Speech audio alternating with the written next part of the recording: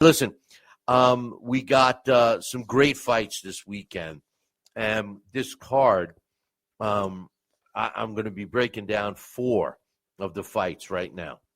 The first one, and I'm breaking them down in the order in which I want to see them, to be honest with you. The first one is the Devin Haney going up against Brian Norman Jr. Now, I do have Devin Haney ranked on my Billy C rankings in the welterweight division. I'm not crazy about Devin Haney, so I'm going to start off by saying that, okay? But Devin Haney's got a record of 32 wins, no losses, no draws, 1 no contest against Ryan Garcia. 15 of his wins coming by way of knockout. He's ranked number 1 in the world by the computer. The WBO has him ranked at number 1. He's not rated in the WBC, the IBF, the WBA. The Billy C rankings have him at number 7. He's not rated in the Ring magazine, and ESPN has him rated at number 3. This is all for welterweight. He's 27 years old. He's stepping in the ring with Brian Norman Jr. He's actually 3 years older. He's fought 4 times in 2 years. He's got 33 professional fights, which is three fights more than Norman. He's got 134 more rounds than Brian Norman Jr. at 234. He's got an under 50% knockout ratio. He's 5'9", 71-inch reach. He's about the same. You can argue that his last 10 fights over the past 6 years, he's fought the best. When you look at some of these guys he's fought and won, Alfredo Santiago, Yuriorkis Gamboa, Jorge Linares, Jojo Diaz, George Kambosos Jr. twice, Vasily Lomachenko, even though I don't think he won that fight, Regis Progress, and, of course, the Ryan Garcia fight, which I thought was a travesty that they even made a big deal of that. But in any event, he's, in my opinion, he's a very skilled boxer. But in my opinion, he's the most boring fighter I've ever watched. He makes, and if you guys remember watching these guys fight, he makes Vladimir Klitschko and John Ruiz look like they're Boom Boom Mancini in the ring. Okay, that's how boring Devin Haney is. He's more nerve-wracking than watching Devin Haney fight is listening to his father. I think that Devin Haney, one of his knocks, aside from being so boring, is that he has a tendency to be overconfident in the ring.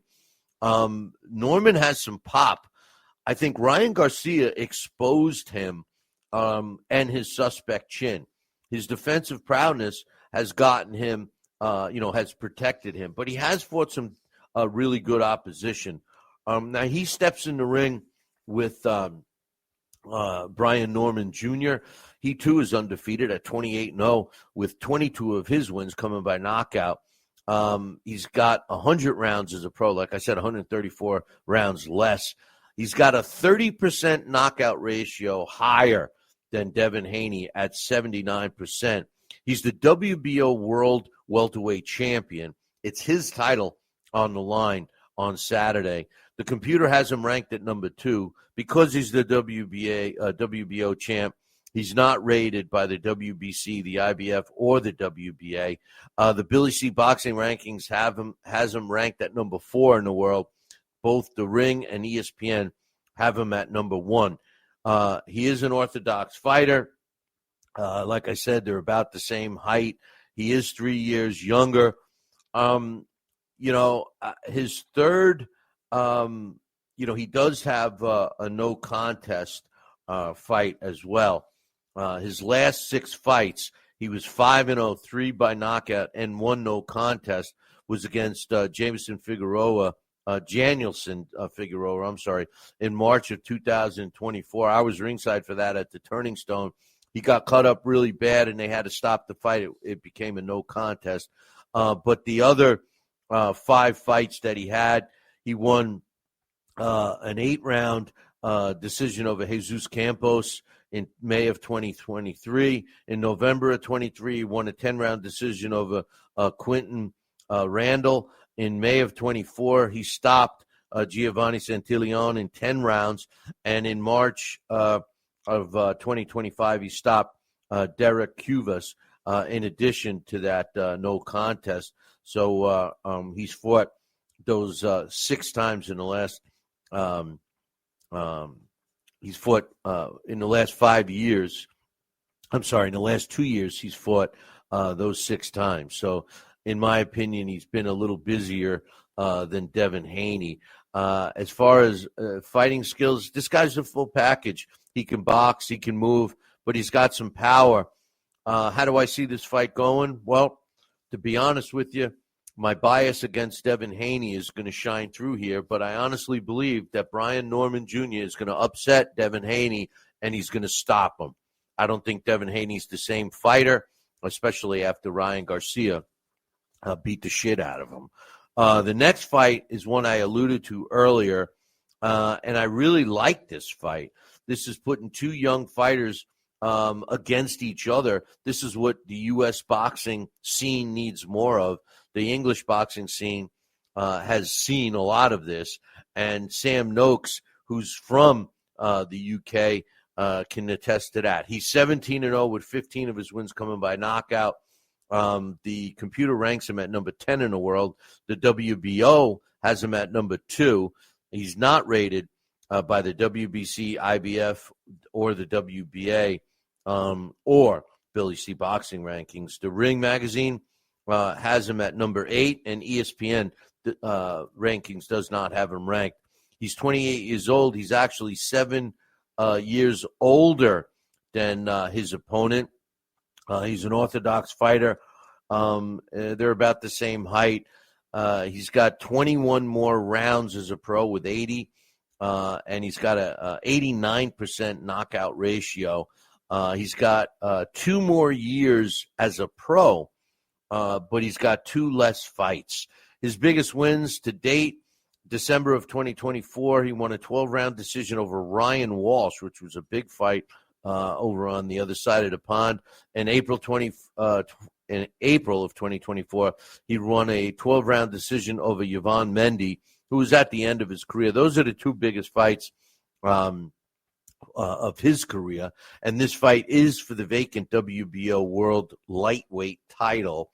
And he steps in the ring with another young fighter, Abdullah Mason, who's 19-0 with 17 of his wins coming by knockout, which is also a little less than a 90% knockout ratio. He's a southpaw at 21 years old. The computer ranks him at number 6. The WBO has him at number 1. The WBC, IBF, WBA, and Billy C. Boxing Rankings, along with ESPN Rankings, all do not have him ranked. But the Ring magazine has him ranked at number 9. The last 9 fights were all wins by stoppage, including the last 2, Jeremiah Nakathila and Carlos Ornelas. Both were not able to continue on their stools. They weren't able to continue. The rest of them were all legit TKOs or knockouts against some decent opposition. To me, Abdullah Mason seemingly has fought the tougher opposition. It's an even fight. I believe it's a 50-50 fight. I'm leaning towards Abdullah Mason in this one as much as I love the UK boxers. So I'm picking Abdullah in this one. In a fight I can't wait to see. It's just screaming that it's going to be action-packed. And this, of course, is the unification fight between Jesse Bam Rodriguez against Fernando Martinez. Martinez is the WBA World Junior Bantamweight Champion. He's 34 years old, 9 years older than Bam Rodriguez. He's 5'2" with a 64-inch reach, which are both disadvantages for him. He's 18-0 with 9 of his wins coming by knockout. The computer has him at number 4. He's not ranked in any of the other sanctioning bodies because of his title.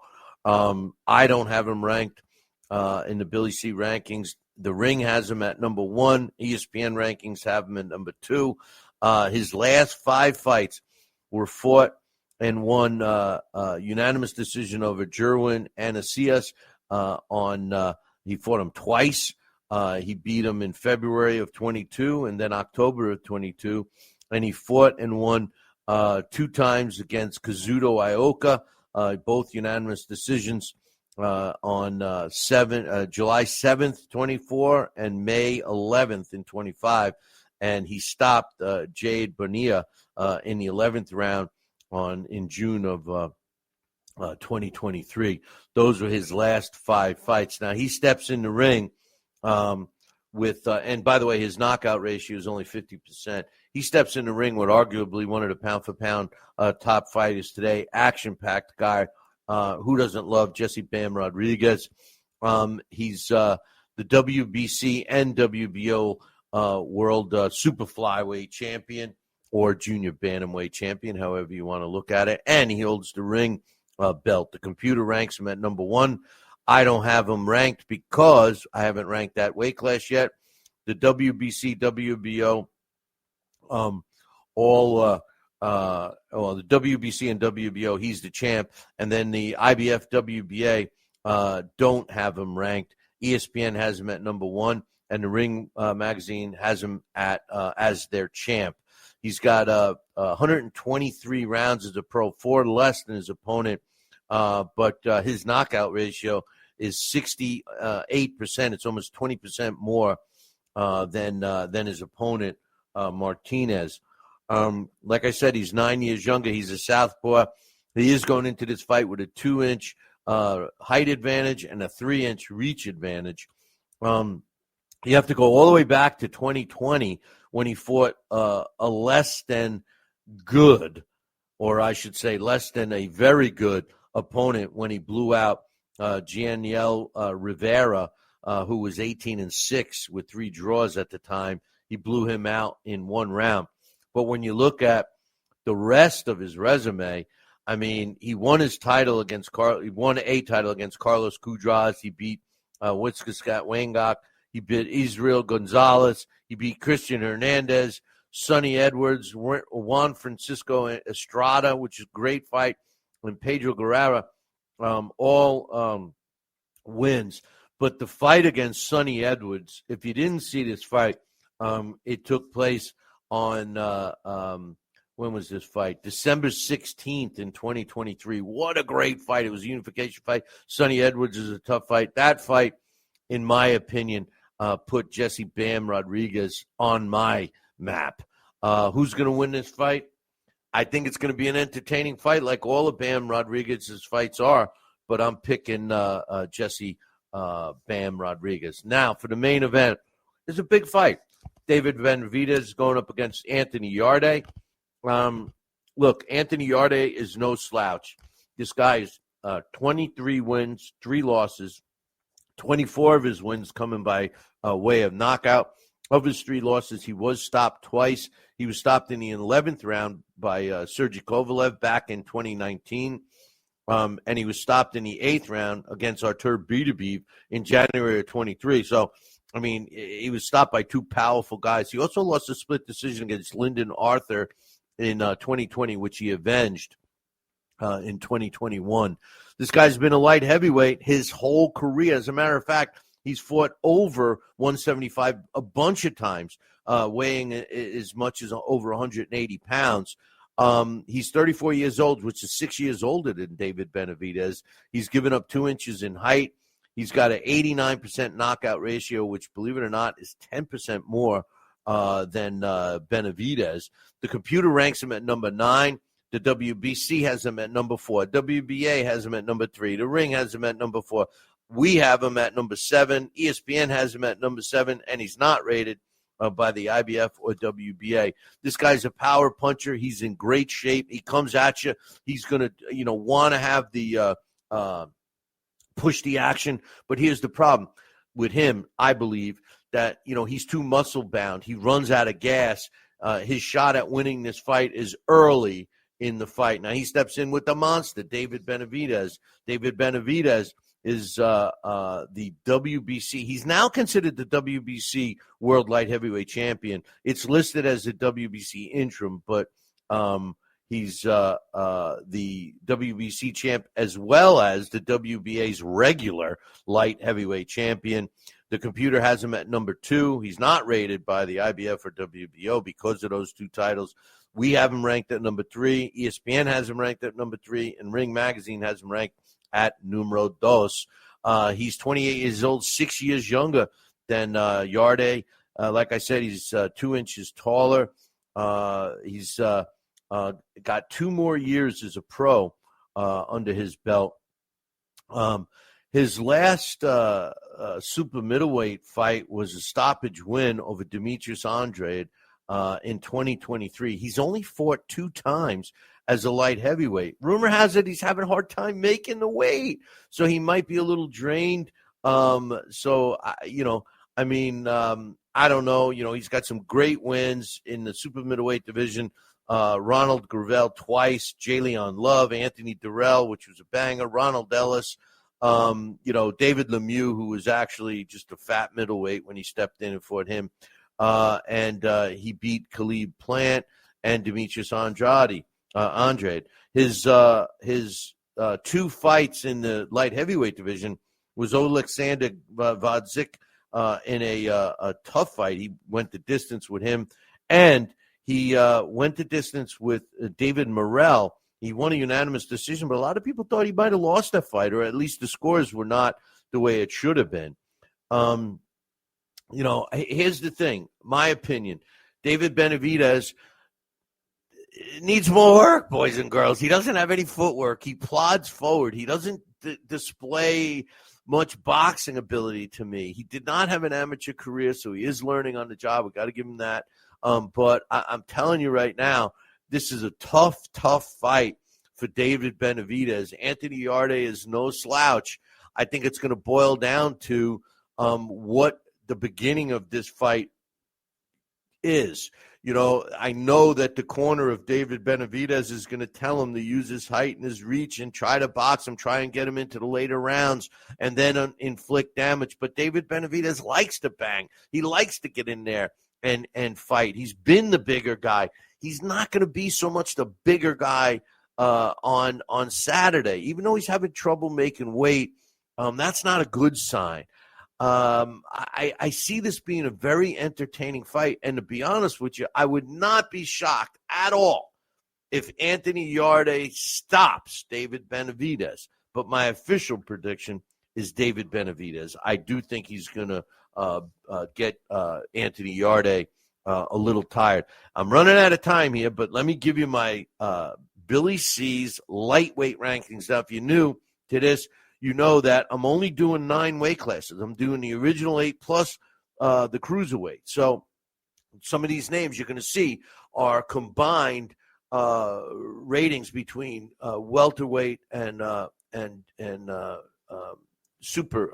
junior welterweight and welterweight.